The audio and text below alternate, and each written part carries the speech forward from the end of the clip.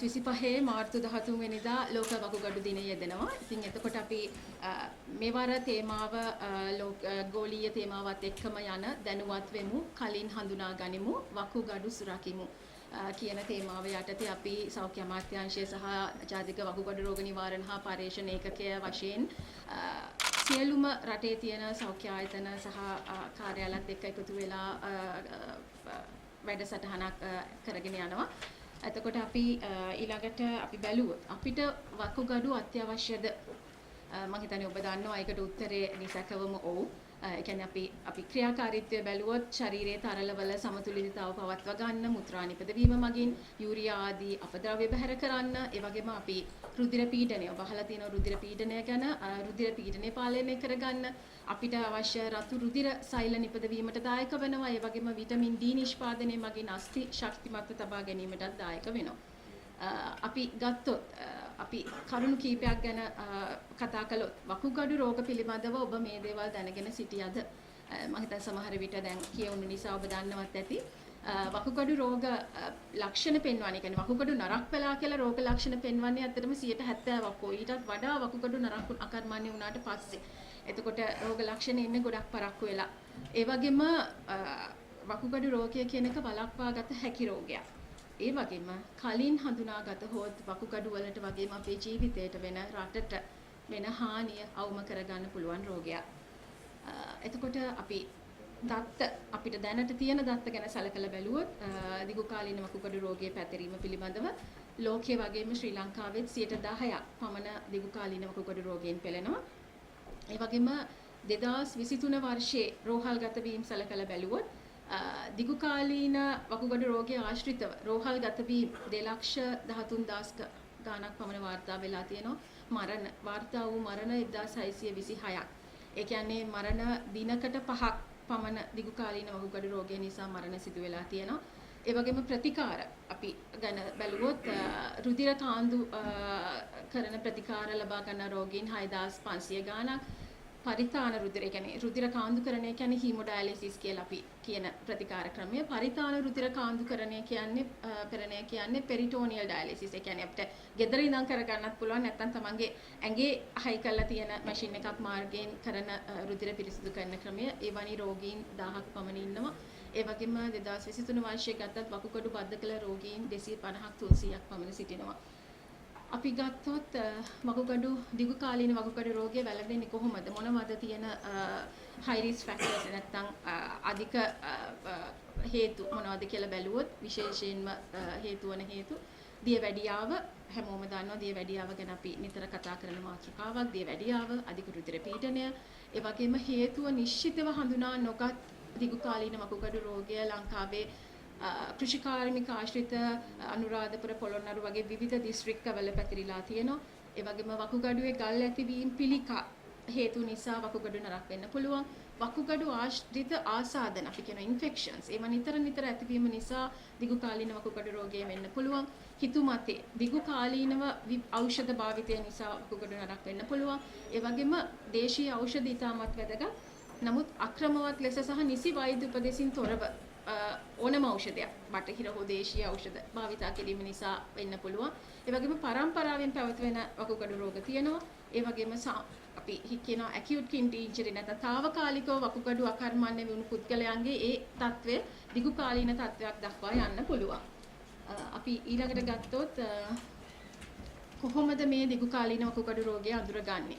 අපිට රුධිර පරීක්ෂණ, මුත්‍රා පරීක්ෂණ, රුධිර පරීක්ෂණයක් සහ මුත්‍රා පරීක්ෂණයක් මගින් දිගු කාලීන වකුගඩු රෝගය වැළඳිතද කියලා අඳුර ගන්න පුළුවන්. රුධිර පරීක්ෂණය ඇත්තටම අපි කියනවා සීරම් ක්‍රියැටිනින් පරීක්ෂාව කියනක ඔයගොල්ලෝ අහලා ඇති. ක්‍රියැටිනින් පරීක්ෂාව ඇත්තටම මුලින්ම ක්‍රියැටිනින් වැඩි වෙන්නේ නැහැ. එතකොට ඒ කියන්නේ වකුගඩු රෝග ලක්ෂණ පහළ වෙන්නේ නැහැ. වගේම තමයි ක්‍රියැටිනින් ඉක්මනට අපිට පෙන්වන දර්ශකයක් නෙමෙයි. එතකොට අපි ඒකෙදි නැවත ගණනය කිරීමක් කරනවා, නැවත බලනවා estimated GFR කියලා. ඒ කියන්නේ රුධිරයේ පෙරීමේ වකුගඩු වලින් රුධිරයේ පෙරීමේ හැකියාව ක්‍රියැටිනින් අගය දන්නවා නම් අපිට බලා ගන්න පුළුවන්. එතකොට ඒක ප්‍රධාන පරීක්ෂණයක්. ඒ වගේම මුත්‍රාවල අපි කියනවා albumin to creatinine ratio කියලා. ඒ කියන්නේ මුත්‍රාවලින් වකුගඩු හරියට ක්‍රියාත්මක වෙන්නේ නැති වුනහම වකුගඩු වලින් ප්‍රෝටීන් පෙරෙන්න ගන්නවා. එතකොට විශේෂයෙන් albumin කියන ප්‍රෝටීනය අපි ඒකේ ඇල්බියුමින් විවිධ වෙන අවස්ථාවලක් එන්න පුළුවන් ප්‍රෝටීන් එන්න පුළුවන් වෙන රෝගවලදී. ඒ නිසා අපි ඇල්බියුමින් ටු ක්‍රියැටිනින් රේෂියෝ කියන අගය තමයි විශේෂයෙන් බලන්නේ. ඒ වගේම ස්කෑන් පරීක්ෂණ මගින් සමහර වෙලාවට අඳුර ගන්න පුළුවන් සහ වකුගඩු වල පටක පරීක්ෂාව මගිනුත් අඳුර ගන්න පුළුවන්. එතකොට අපි කොහොමද දිගු කාලීන වකුගඩු රෝගය කියලා තහවුරු කරගන්නේ? EGFR අගය නැත්නම් estimated glomerular filtration rate කියන ඒ අගය වකුගඩු ක්‍රියාකාරීත්වය කරන අගය 60ට වඩා අඩු වෙනවා. එතකොට ඒ විවිධ අධීරයන් තියෙනවා. එතකොට 60ට වඩා අඩු නම් වකුගඩු ක්‍රියාකාරීත්වය අඩුයි කියලා අපිට කියන්න පුළුවන්. ඒ වගේම මුත්‍රාවල ඇල්බියුමින් තිබෙන නිසා. එතකොට මේ විදිහට නැවත අපිට වෙනස් කරන්න බැරි විදිහට ස්ථීරවම වකුගඩු ක්‍රමක්‍රමයෙන් අකර්මණ්‍ය වෙමින් යනවා දිගු කාලීන වකුගඩු රෝගයත් එක්ක. එතකොට අපි බැලුවොත් අපි මේ වගේ පරීක්ෂණ අපි කරන්න ඕනේ මොන වගේ අවස්ථාවලද කියලා අපි කිව්වා දියවැඩියාව විශේෂයෙන්ම දියවැඩියාව ලංකාවේ වගේම ලෝකේ වැඩි වෙමින් ශීඝ්‍රයෙන් වැඩි වෙමින් යන රෝගයක්. වකුගඩු රෝග වගේම වළක්වා ගන්න පුළුවන් රෝගයක්. එතකොට දියවැඩියා රෝගී වශයෙන් නිර්ණය කරන වෛද්‍යවරයෙක් දියවැඩියා රෝගියෙක් වශයෙන් නිර්ණය කරන අවස්ථාවේදී ඔවුන්ගේ වකුගඩු නරක් වෙලාද කියලා බලනවා. වකුගඩු වගේම ඇස් ඒ වගේ තව ඉන්ද්‍රියනුත් පරීක්ෂා කරලා බලනවා. වකුගඩු බලනවා. ඊට අමතරව වසරකට වලක් වකුගඩු වල ක්‍රියාකාරීත්වය අපි බලා ගන්න ඕනේ. ඒ වගේම අධික රුධිර පීඩනයෙන් පෙළෙනවා නම් ඒ වගේම රෝගය හඳුනා ගන්න අවස්ථාවේ වගේම වසරකට වරක් හේතුව නිශ්චිතව හඳුනා නොගත් වකුගඩු රෝගයේ තියෙන ප්‍රදේශවල නම් වයස 20 ඉඳලා අවුරුදු 30කට වරක් පරීක්ෂා කරලා බලනවා. එතකොට ඒවා අපේ සෞඛ්‍ය සේවා අධ්‍යක්ෂ කාර්යාල හරහා සිදු කෙරෙනවා. සහ රෝහල් හරහා දියවැඩියා සහ අධි රුධිර පීඩනය පිළිබඳ පරීක්ෂණ කෙරෙනවා. එතකොට තව රෝග ලක්ෂණ සමහර වෙලාවට ගොඩක් වෙලාවට රෝග ලක්ෂණ පුතුමාත් කිව්වා වගේ පිගැන මහත්තයා කිව්වා වගේ ප්‍රෙෂර් හැදුනම තමයි ගියේ. ඒ වගේ රෝග ලක්ෂණ පහළ වුණාමත් ඒක බලන්න ඕනේ නොසලකා හරින්න නැතුව. වලලු කර ඒ වගේ ඉදි වෙන්න පුළුවන්, මුත්‍රාත් එක්ක පෙන, රුධිරය පිට වෙන්න පුළුවන්. ඒ වගේම මුත්‍රා ගල් සම්බන්ධ රෝග ඉතිහාසයක් තියෙන්න පුළුවන්, මුත්‍රා පිට කිරීමේ අපහසුතාව තියෙන්න පුළුවන්. පවුලේ වකුගඩු රෝගයේ පවුලෙන් එන ජාන සහිත රෝග තියෙන්න පුළුවන්. නිතර මුත්‍රා ආසාදන ඇති වෙනවා නම් ඒ වගේම අපි බැලුවොත් කොහොමද අපි වකුගඩු ආරක්ෂා කරගන්නේ කියලා අපේ ප්‍රධාන මාතෘකාව මම හිතනවා ප්‍රධානම දේ අපි ක්‍රියාශීලී දිව්‍ය පෙවතක් ගත කිරීම. දැන් මෙතන උනත් අපි ඇවිල්ලා හැමෝම වාඩි වෙලා ඉන්නේ. එතකොට ඇත්තටම අපි ක්‍රියාශීලී දිව්‍ය පෙවත කියනක අපි හිතලා කරන දෙයක් නෙමෙයි. අපි උදේ නැගිට වෙලාවෙ සිට අපේ ජීවිතේ කොටසක් වෙන්න ඕනි කියන එක තමයි මම හිතන්නේ අපි දකින්නේ. ඒ කියන්නේ ඒක අපිට ඉබේ වෙන්න ඕනේ. ක්‍රියාශීලී වීම හිතලා කරන දෙයක් නෙමෙයි. අපි ඉබේ ඒක අපේ ජීවන රටාවට පුරුදු කරගන්න ඕනේ. චුට්ටක් අමාරු වෙයි. නමුත් අතරම අපිට පුළුවන් අපේ ගෙදර අපේ දරුවන්ට මේක පුරුදු කරවන්න. කියන්නේ ඒක ඊට පස්සේ ඒක අපි ඕනම පුරුද්දක් නිකම්ම කරන දෙයක් බවට පත් වෙනවා. කියන්නේ අපිට පුළුවන් නම් පඩිපෙළ විදුලි සෝපානයක් තියදී පඩිපෙළ නගින්න පුළුවන් නම් හිත හදා ගන්න පුළුවන් නම් විදුලි සෝපානයේ තියදී පඩිපෙළ නගින්න. බස් එකේ යනවා නම් හෝල්ට් එකක් කලින් බැහැලා පයින් යන්න. ඒ වගේ අපිට පොඩ්ඩක් හිතුවොත් ක්‍රියාශීලී දිවිපෙවත කරගන්න දේවල් ඕන තරම් ඇති කරගන්න පුළුවන්. අපි කියනවා දිනපතා විනාඩි 30ක්වත් සතියේට දවස් 5ක්වත් කරන්න ඕනි කියලා. සමහරවිට එහෙම අපහසු වෙන්න පුළුවන්. නමුත් වාඩි වෙලාම ඉන්නේ නැතුව අපි කියන සෙඩෙන්ටරි බිහේවියර් කියලා එහෙම ඉන්නේ නැතුව පුළුවන් තරම් ක්‍රියාශාලී වීම. අපි වාඩි වෙලා ඉන්නවා නම් පැයකට සැරයක්වත් නැගිටලා යන්නේ ඒක. අපිට පුළුවන් නම් හිටගෙන වැඩ කරන්න එහෙම අපේ කාර්යාලය හදාගන්න එක. ඒ වගේ ගොඩක් දේවල් කරන්න පුළුවන් අපි හිතලා බැලුවොත්. ඒ වගේම තමයි අපි උසට සරිලන මේ සියලු දේවල් අද අපිට ඇත්තටම ගැටලු විදිහට අවිල්ලා තියෙනවා. උසට සරිලන බරක් පවත්වා ගනිමු කියන එක මම හිතන්නේ ඔබ දන්නවා body mass index නැත්නම් BMI අගය දකුණු ආසියාතික සහ ආසියාතික ගත්තම අපි සාමාන්‍ය අගය ඇත්තටම 18.5යි 22.9 අතර වෙනවා. ඉතින් මේ පිළිබඳව විවිධ අපි ඒ පිළිබඳවත් අපේ උසට හරිලන්න අපි කොච්චර බරක් තියාගන්න ඕනේද කියන එක ගැන අපි බලලා ක්‍රියාත්මක වෙන්න ඕනේ. ඊළඟට අපි සෞඛ්‍ය සම්පන්න ආහාර මේ පොදු දේවල් හැම රෝගයකටම සහ නිරෝගීව ඉන්න අපිට වැදගත් වෙන දේවල් එළවලු පළතුරු සහ අපි සමබල ආහාර වේලක් ගන්න එක මම හිතන්නේ අපි පුංචි කාලේ ඉඳන් ඉස්කෝලේදී ඉගෙන ගත්ත කොහොමද සමබල ආහාර වේලක් ගන්න කියලා. ඒ වගේම තෙල් අධික ආහාර නැතුව නැවුම් පළතුරු එළවලු ආහාරයට වැඩි කර ගන්න ඕනේ. ඒ වගේම ලුණු රුධිර පීඩනය වගේම වකුගඩු රෝග සම්බන්ධ ඍජුව බැඳිච්ච සාජකයක් ලුණු අඩු වෙන ආහාරයට ගැනීම දවසට සියලු ආහාර සඳහා එක් පුද්ගලයෙකුට තේ හැන්දක ප්‍රමාණයක් වගේ තමයි යොදා ගන්න පුළුවන්. ටිකක් අපහසුයි. මොකද අපි පුරුදු වෙලා අපේ දිව තමයි මේ රසට පුරුදු වෙන්නේ. ඉතින් අපි පුංචි කාලේ දරුවන්ට කියනවා අවුරුදු 1 වෙනකන් ලුණු සීනි දාන්න එපා කියලා. ඒතර ඒ ක්‍රමය ඒ රසට පුරුදු වෙච්ච එක අපිට කරගෙන යන්න පුළුවන් නම් මේක අඩු කරගන්න පුළුවන්. ඒ වගේම තමයි බතට ලුණු දාන එකෙන් වළකින්න පුළුවන්. කරවල ඒ වගේ ලුණු අධික ආහාර අපි ආහාරයට ගන්නකොට උණු වතුරේ දාලා ටික වෙලාවක් තියන්න පුළුවන්. ලුණු අඩු කරගන්න පුළුවන් විවිධ ක්‍රම වලින් අපි ඒ කෑමවල. එතකොට සීනි භාවිතය. සීනි අනිත් ප්‍රශ්නේ සීනි භාවිතය අවම කරන්න ඒකත් අපි රසට පුරුදු වෙලා තමයි අපිට තියෙන ලොකුම ප්‍රශ්නේ. සීනි දියවැඩියාව සහ වකුගඩු රෝග දෙකටම බලපාන නිසා භාවිතය අවම කරගන්න අපි ක්‍රියා කරන්න ඕනේ. අනිත් එක තමයි මේකත් මූලිකම කාර්යයක් ප්‍රමාණවත් ලෙස පිරිසිදු ජලය පානය කිරීම. සාමාන්‍යයෙන් වැඩිහිටියෙකුට කියනවා දවසට ලීටර් 2ක්වත් ඕනේ කියලා. නමුත් අපි ව්‍යායාමවල යෙදෙනවා නම් අපි විවිධ ක්‍රියාකාරකම් වල යෙදෙනවා නම් කාලගුණය අනුව අපිට ඕන වතුර ප්‍රමාණය වෙනස් වෙන්න පුළුවන්. ඒකට අපි අවශ්‍ය වතුර ප්‍රමාණය ලබා ගන්න ඕනේ. ඔබට බලන්න පුළුවන් ඔබේ මුත්‍රා සාමාන්‍යයෙන් අවර්ණයි. අවර්ණ හෝ මදලා පැහැයක්. එහෙම මුත්‍රා පිට වෙනවා නම් ඔබ බොන වතුර ප්‍රමාණය ඇති. තද කහ පාට මුත්‍රා පිට වෙනවා නම් අපි බොන වතුර ප්‍රමාණය මදි. ඉතින් මේ පිළිබඳව බලන්න පුළුවන්. අනිත් එක තමයි හේතුව හඳුනා නොගත් වකුගඩු රෝගය ගැන කතා කරනකොට අපි හිතනවා වතුර සහ ඒ සම්බන්ධව විවිධ ක්‍රියාකාරකම් කළ දෙනවා වතුර පිරිසිදු කළ ඒ ප්‍රදේශවල විශේෂයෙන් වතුර පිරිසිදු කළ ලබා දෙන්න. එතකොට ඒ වතුර පානය කිරීමත් ඒ ප්‍රදේශවල වැදගත් බීමට සහ ආහාර පිසීමට. ඒ වගේම අපි සමහර පුරුදු තියෙනවා අපි ප්ලාස්ටික් නිතර පාවිච්චි කරනවා. එතකොට අපි වතුර දැන් හිතන්නකෝ මේ ආරෝ ප්ලාන්ට් කියලා තියෙනවා. ඒ තැන් වලින් වතුර ගන්නකොට පිරිසිදු භාජන වල වතුර ගේන්න ඕනේ. අපි සමහර වෙලාවට නැවත පාවිච්චි කළ නොහැකි ප්ලාස්ටික් භාවිතා කරනවා. ඉතින් ඒ වගේ සමහර පුරුදු මෙතන ඇත්තටම දාලා තියෙන ඇත්තටම වීදුරුවක් අපිට පුළුවන් නම් වැඩට එනකොට වීදුරු බෝතලයක් ගේන්න නැත්නම් අපේ කාර්යාලයේ වීදුරු බෝතලයක වතුර තියාගෙන මතක් කරලා බොන්න.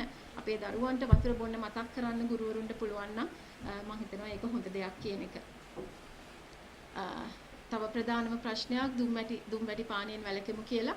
එතකොට දුම්බැටි අපි ඍජුවම දුම්බැටි පානය කිරීම පමණක් නෙමෙයි ඔබලා අසල සිටින කෙනෙක් දුම්බැටි පානය කිරීම අපි කියනවා ඒකට සෙකන්ඩ් හෑන්ඩ් ස්මෝකින් කියලා. නිසාත් වකුගඩු රෝග ඇති විය හැකි බව දැන් පරීක්ෂණ මගින් ඔප්පු කරලා තියෙනවා. ඉතින් ඔබ ළඟ කෙනෙක් දුම් පානය කරනවා නම් ඒ පිළිබඳව රටේ නැත්නම් නීතියක් තියෙනවා. අපිට අයිතියක් තියෙනවා ඒ පිළිබඳව කතා කරන්න. ඒ වගේම දුම් පානය වකුගඩු පිළිකා 50%කින් වැඩි කරනවා. මම මෙතන ඇත්තටම දාලා තියන්නේ සිගරට්ටුවක් දැවිලා යනවා වගේ අපේ ජීවිතය දැවෙන්න දෙන්න ඕනේද කියන තීරණය අපි ගන්න ඕනේ. මොකද සෞඛ්‍ය පිළිබඳ ප්‍රධානම වගකීමක් තනි පුද්ගලයෙක් වශයෙන් අපිට තියෙනවා. මේ ඇත්තටම අපි සෞඛ්‍ය අමාත්‍යාංශයේ වශයෙන්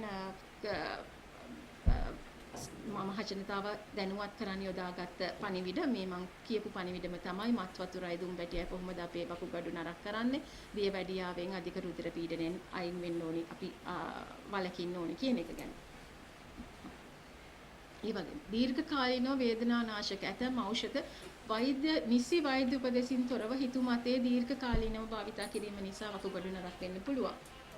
තවත් මම අපේ ආයුර්වේද කොමසාරිස්තුමාත් ඉන්නවා නිසි වෛද්‍ය උපදෙසින් තොරව අක්‍රමවත්ව දිගු කාලීනව දේශීය අපේ අනික ඖෂධත් එහෙමයි නිසි වෛද්‍ය උපදෙසින් යුතුව තමයි අපි එතුමන්ලා අපේ ගොඩක් ඉන්නවා දැනුවත් වෛද්‍යවරු අපේ රටේ නිසි වෛද්‍ය උපදෙසින් යුතුව තමයි අපි ඖෂධ පානය කරන්න ඕනේ.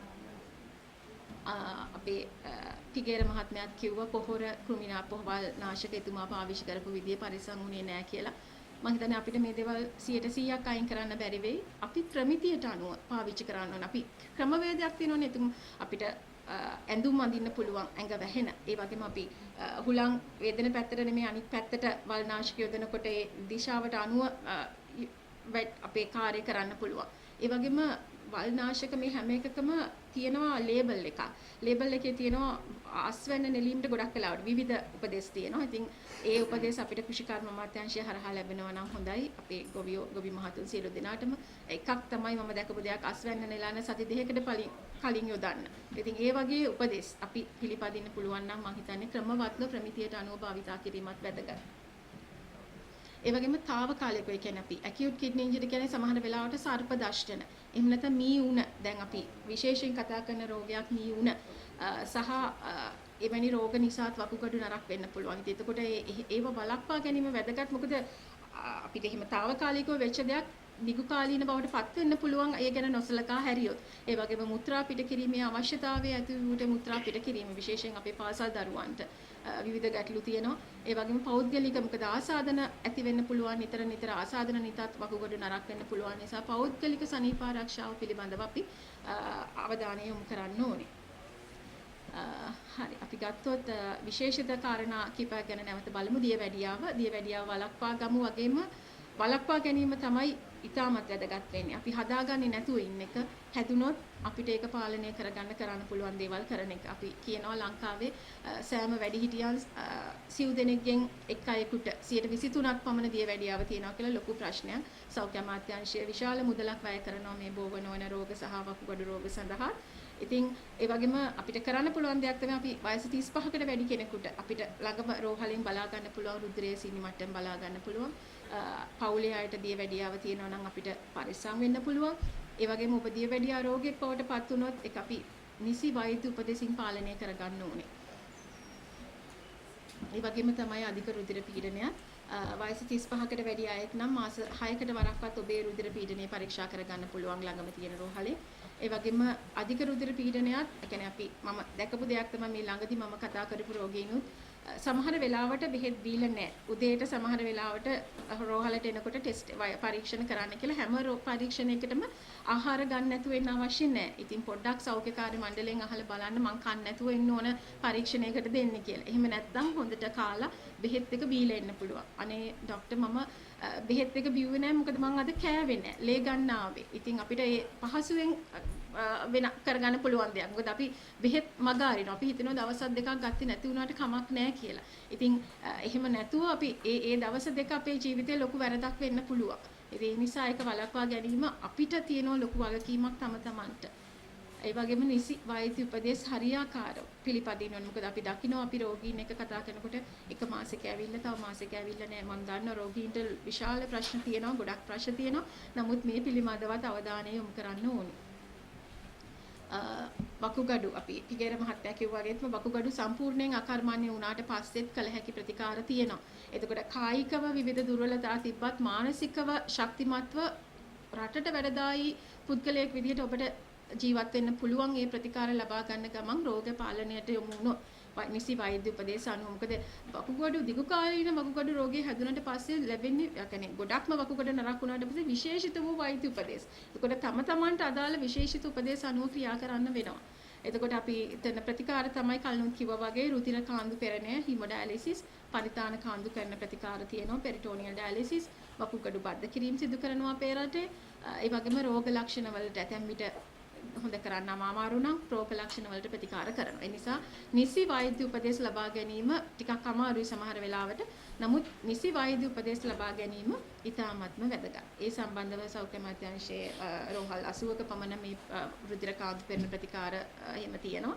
ඉතින් එතකොට අපි අවශ්‍යතාව අනුව ප්‍රතිකාර ක්‍රම වැඩි දියුණු කිරීමටත් කටයුතු කරගෙන යනවා. ඉතින් වෛද්‍ය උපදෙස් ලබා ගන්න කියන එක තමයි කියන්න තියෙන්නේ.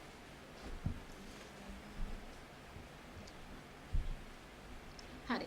අපි සමහර දුර්මත වගේක් තියෙනවා. මම හිතුවා අපි විශේෂ අතිරේක ලේකම්තුමිය සමගත් කතා කළා මේ පිළිබඳව සඳහන් කරන්න ඕනි කියලා.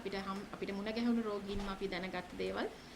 වකුගඩු රෝගය දුර්ලභ රෝගයක් මේ ඇත්තටම දැන් ඉතාමත්ම වැඩි වෙමින් යනවා. අපි ඉතාමත්ම අවධානය යොමු කරන්න ඕනේ රෝගයක්.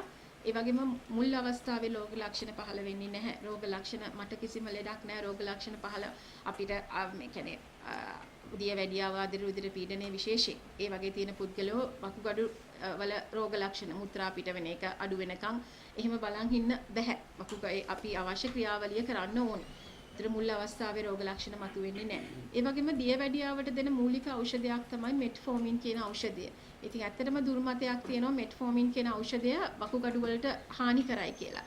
ඇත්තටම මෙට්ෆෝමින් කියන ඖෂධයෙන් කරන්නේ දියවැඩියාව පාලනය කරනවා, වකුගඩු රෝග වැළැක්වීම අඩු කරනවා. එතකොට කාලයක් යනකොට මෙට්ෆෝමින් වකුගඩු රෝගය ගොඩක් තවදුරටත් පැතිරුණාට පස්සේ මෙට්ෆෝමින් EGFR එක සාමාන්‍යයෙන් 45ට වඩා අඩු වුණාම අඩු කරනවා. පස්සේ නවත්තනවා. ඒ නවත්තන්නේ වකුගඩු හරහා මෙට්ෆෝමින් කියන ඖෂධය පිට වෙන නිසා. එහෙම නැතුව මෙට්ෆෝමින් වකුගඩු වලට හානි කර නැහැ. ඒ වගේම හිතනවා හැකිතරම් වතුර බීමෙන් රෝගය සුව කර ගන්න පුළුවන් කියලා. එහෙම බෑ. අපි අවශ්‍ය ප්‍රමාණයට වතුර ගන්න ඕනේ. ඒ වගේම රෝගය වැළඳුනාට පස්සේ අතරම ගන්න පුළුවන් වතුර ප්‍රමාණය වෛද්‍යවරයා නියම කරන සමහර වෙලාවට ඔබතුමාට අපි ගෙර මහත්මයා කිව්වා මිලිලීටර් 350යි. සමහරුන්ට එක වතුර කෝප්පයයි මිලිලීටර් 200යි දවසටම බොන්න පුළුවන්. හරි අමාරුයි එහෙම ජීවත් වෙන්න. ඉතින් ඒ නිසා අපි ඒ தත්ත්වයට පත්විය යුතු නැහැ. ලේසියෙන්ම වළක්වා ගත හැකි රෝගයක්. ඒ වගේම හොඳින් මුත්‍රා පිට කළ හැකි නම් වකුගඩු රෝගයක් තිබිය නොහැක. එහෙම කියන්න බෑ. අවසාන කාලෙ වෙනකන් මුත්‍රා ගැටලු වෙන්න පුළුවන්. නමුත් 100%ක් එහෙම කියන්න බෑ. සමහර වෙලාවට කොන්දේ කැක්කුම වගේ ඉන්නේ ඉන්ෆෙක්ෂන් එකක් ආවොත් නැත්නම් తాවකාලික වකුගඩු අකරණීය තමයි ගොඩක් වෙලාවට එහෙම ඉන්න පුළුවන්. එතකොට අපි ඒ වගේ රෝග ලක්ෂණ බලාගෙන ඉන්නත් හොඳ නැහැ. ඒ වගේම කාලික වකුගඩු මේකට දිගු කාලීන වකුගඩු රෝගය කියලාත් කියනවා. කාලික වකුගඩු රෝගය කියලාත් කියනවා. කල හැකි ප්‍රතිකාරයක් නොමැත කියන එකත් වැරදි මතයක්. ප්‍රතිකාර තියෙනවා. ඒ වගේම නිසි වෛද්‍ය උපදෙස් පිළිපැදීමෙන් හොඳ දිවියක් ගත කරන්නත් පුළුවන්. මේ අපි ලබාගත් රිෆරන්සස් වගේ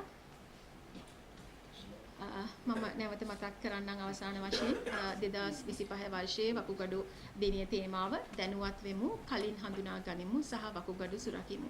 එතකොට අපි මේ තේමාව යටතේ සෞඛ්‍ය අමාත්‍යාංශය විවිධ ක්‍රියාකාරකම් කියන්නේ සෞඛ්‍ය අමාත්‍යාංශය සහ පළාත් සෞඛ්‍ය සේවා අධ්‍යක්ෂ කාර්යාල, ප්‍රාදේශීය සෞඛ්‍ය සේවා අධ්‍යක්ෂ කාර්යාල සහ අනිකුත් රෝහල් සමග එකතු වෙලා දැනුවත් කිරීමේ වැඩසටහන් කරගෙන යනවා.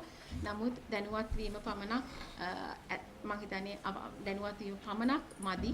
දැනුවත් වෙලා අපි අපේ සෞඛ්‍ය රැකගන්න අපි ක්‍රියාත්මක වෙන්න ඕනේ. ඒක අපේ අතේ තියෙන්නේ. සෞඛ්‍ය අමාත්‍යාංශය ඒ වෙනුවෙන් උදව් කරනවා අපේ සියලුම දෙනා. නමුත් අපි දැනුවත් වෙලා ක්‍රියාශීලී දිවිපෙවතක් ඇති කරගෙන හොඳ පුරුදු ඇති කරගෙන වකුගඩු සෞඛ්‍ය වගේම අපේ සෞඛ්‍ය වර්ධනය කරගමු කියලා මේ අවස්ථාවේදී අවසාන වශයෙන් මතක් කරන්න කැමතියි. බොහොමත්ම ස්තුතියි. ස්තුතියි වෛද්‍යතුමනි වටිනා දැනුවත් කිරීම සම්බන්ධව අද දින වැඩ කටයුතු නිමා කිරීමේදී ස්තුති කතා විසඳ කිරීම සඳහා මා ගෞරවයෙන්